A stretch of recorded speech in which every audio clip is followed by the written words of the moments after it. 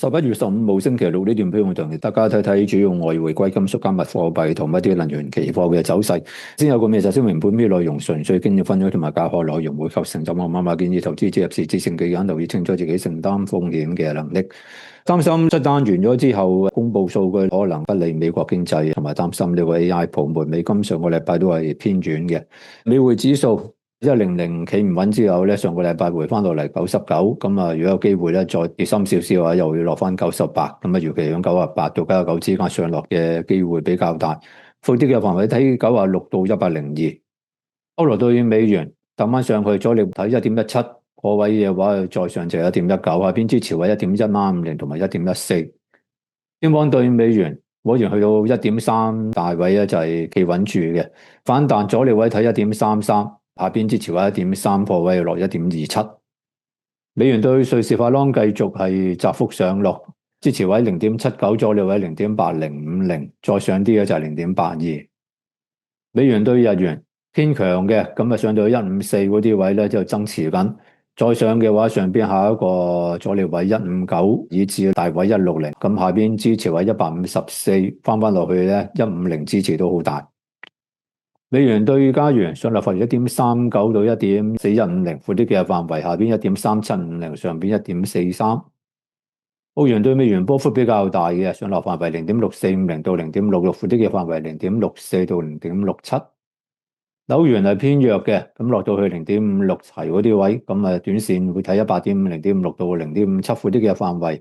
0.55咧係2020年嘅低位啊，咁啊支持應該比較大嘅，去到佢有啲大啲嘅反彈。上邊阻力0.57同埋0.5750。跟住睇睇呢個金價係向上反彈嘅，去到4200咧有阻力，翻落嚟14050，之前雙底嘅支持位。短線預期要響4050咧到4300度波動，如果破4300咧，上邊再上去4.7，下邊支持位3900蚊。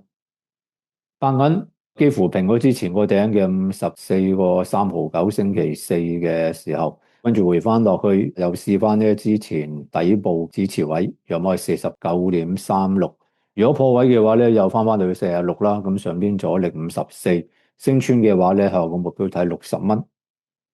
原油期貨回軟，上落範圍56蚊到62，上少少就66。天然氣期貨係做好嘅，咁就上到4.4樓上，下個目標4.9，再上嘅話你去到咧成6蚊嘅，咁下邊仲有個裂口未補嘅，咁啊唔排除有機會咧會跌翻落去，補翻裂口去到3.5嘅附近。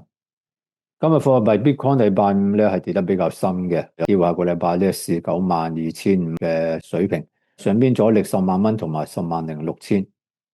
你睇幣立翻嚟3000啦，如果破位要試2250，上邊阻力3700同埋4000。Solana 跌穿翻150，下邊支持位睇120同埋80，上邊阻力150同180。